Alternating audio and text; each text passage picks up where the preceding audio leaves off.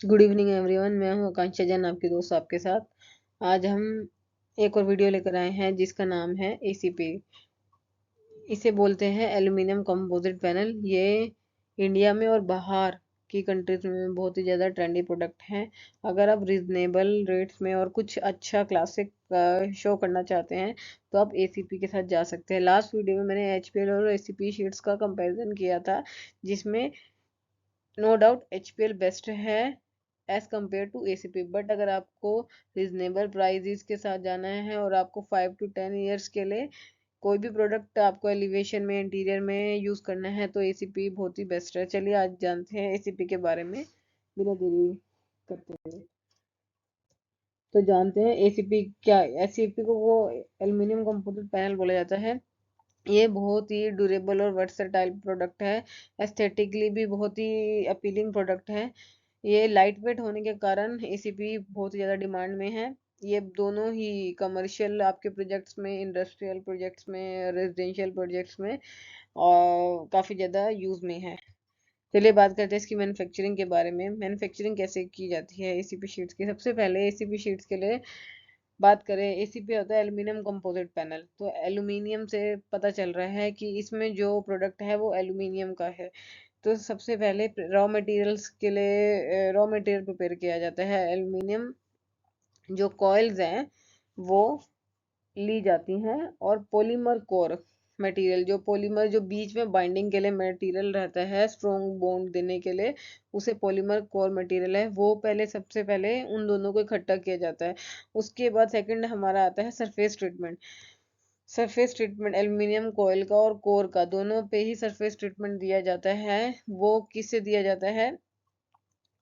वो surface treatment इसलिए दिया जाता है ताकि उसको क्लीन कर सकें, कोई भी उस पे कोई भी गंदगी या कुछ भी उस पे मतलब कि वो ना रहे, इन्फेक्शन ना रहे, इसलिए सरफेस ट्रीटमेंट दिया जाता है केमिकल प्रोसेस से। उसके बाद कोटिंग अप्लाई किया जाता है प्राइमर का और पेंट का, उसको स्ट्रेंथ प्रोवाइड करने के लिए, कोरोजन से बचाने के लिए, जंग लगने से बचाने के लिए उसके ऊपर कोटिंग अप्लाई की जाती है। देन उसके बाद आता है कोर मटेरियल को फीड करना। जब दो हमारी एल्यूमिनियम कॉइल हैं जो शीट हैं उसके बीच में कोर मटेरियल जो रहता है पॉलीमर। पॉलीमर क्या होता है? एक तरह का प्लास्टिक होता है, बहुत ही ज्यादा स्ट्रॉन्ग प्रोडक्ट है। आजकल हर जगह ये मार्केट में है। कोई भी आप कप्स वगैरह ले लीजिए, कितने भी जितने भी प्लास्टिक प्रोडक्ट्स हैं, पॉलीथीन वगैरह, ये सब इसी पॉलीमर से बनते हैं। तो इस पॉलीमर का हाई जो एक मोटा कोर ले लिया जाता है, और उसके बाद इसके ऊपर और नीचे एल्यूमिनियम की कोयल के साथ इसको वो करते हैं, क्या करते हैं, लेमिनेट करते हैं। इस जैसे दो एल्यूमिनियम कोयल है, एल्यूमिनियम कोयल है, बीच में जो कोर मटेरियल है पॉलीमर कोर मटेरियल, जो मेन मटेरियल है जो बाइंडिंग देगा, स्ट्रेंथ देगा किसको? एल्यूमिनियम कोयल को, एल्यूमिनियम शीट्स को। उसको हाई प्रेशर पे लेमिनेट किया जाता है, बॉन्ड किया जाता है टुगेदर। उसके बाद लेमिनेशन हो गई है, देन जब ये ठंडा हो जाता है उसके बाद कटिंग की जाती है एक डिजायर्ड साइज में। आपको 8x4 के पैनल्स हैं, आपके 4x12 के हैं, 8x12 के हैं, 4x10 के पैनल है। उसके ठंडा होने के बाद, कूल होने के बाद, जब हाई प्रेशर में हम लेमिनेट करते हैं, ठंडा होने के बाद इनको एक प्रॉपर शेप्स में कट किया जाता है। उसके बाद एक क्वालिटी इंस्पेक्शन के लिए, इनको चेक करने के लिए पैनल को एक स्ट्रिक्ट इंस्पेक्शंस के लिए भेजा जाता है कि जो भी प्रोडक्ट है वो desire requirement, desire standard fulfil कर रहा है। किसी भी बिल्डिंग में लगने से पहले इसको चेक किया जाता है कि ये सारी चीजें लाइक यूवी रेज है, विंड का जो फ्लो आ रहा है, या अर्थक्वेक है, ये सब इसको बियर कर सकता है नहीं कर सकता है वो मटेरियल। उस क्वालिटी इंस्पेक्शन जब हो जाता है, ओके हो जाता है प्रोडक्ट, उसके बाद पैकेजिंग की जाती है। पैकेजिंग बहुत सिक्योरली, बहुत ही अच्छी तरीके से, सेफ ढंग से इसकी पैकेजिंग की जाती है ताकि इसको हम बचा सके डैमेज होने से। तो इसलिए बहुत अच्छे और ध्यान से इसकी पैकेजिंग की जाती है, और ट्रांसपोर्ट में इसको फिर आगे अलग अलग सिटीज में इसको डिस्ट्रीब्यूट किया जाता है मैन्युफैक्चरर्स के द्वारा। तो ये था इसका मैन्युफैक्चरिंग प्रोसेस। अब बात करते हैं इंस्टॉलेशन की। सबसे पहले क्या होता है, इंस्टॉलेशन के लिए एक फ्रेमवर्क बनाया जाता है मेटल का या स्टील का एक फ्रेमवर्क बनाया जाता है। वॉल है, लाइक आपकी कोई कंक्रीट की वॉल है, उसके ऊपर स्टील का मेटल का एक फ्रेमवर्क बनाया जाता है। और उसके बाद जो हमारे पैनल्स हैं, एल्यूमिनियम कंपोजिट पैनल जो होते हैं, उसको हमको डिजायर अपनी मतलब कोई भी हमारा डिजाइन है, लाइक हमारे को 4x4 का कहीं है, आपको हमें शीट दिखानी है, फिर आपको कहीं ब्रिक वर्क दिखाना है, तो उसमें फ्रेमवर्क में आपको उस डिजायर्ड शेप के अकॉर्डिंग आपको कटिंग करनी होती है। कटिंग कर लिया आपने एल्यूमिनियम, या आपने डायरेक्ट 4x12 का लगाना है, तो आप उसको फास्टनर या एडिसिव, एक आता है एडिसिव आता है वो करने के लिए, बॉन्ड बाइंड करने के लिए, वो उसको इस इस कंपोजिट पैनल को उस फ्रेमवर्क के साथ इसको बॉन्ड किया जाता है फास्टनर और स्क्रू के साथ और एडिसिव्स के साथ, ताकि ये हिले नहीं। उसके बाद ये अपने डिजाइन के अकॉर्डिंग इसको कट एंड पेस्ट किया जाता है। इसका इंस्टॉलेशन बहुत ही इजीली है, इसमें इतना कोई हैवी इंस्टॉलेशन प्रोसेस नहीं रहता है। तो अगर आप कोई रीजनेबल और अच्छा आप एक्सटीरियर, आपको कुछ एलिवेशन में आप कुछ दिखाना चाह रहे हैं, कुछ यूज करना चाह रहे हैं, पुराने ब्रिक वर्क से या पुराने पेंट से आप कुछ हटके नया, आप अगर एसीपी कुछ मटेरियल यूज करना चाह रहे हो, तो एसीपी सबसे बेस्ट है। और इसका इंस्टॉलेशन भी बहुत इजी रहता है कि जस्ट एक फ्रेमवर्क होता है, उसके बाद फास्टनर और एडिसिव्स के साथ इसको स्क्रू और बॉन्ड कर दिया जाता है। और इसकी फिर स्ट्रक्चर, उसकी जो ड्यूरेबिलिटी है और इसकी जो स्ट्रेंथ है वो मेंटेन की जाती है। उसके बाद अब हम बात करते हैं एप्लीकेशन के बारे में।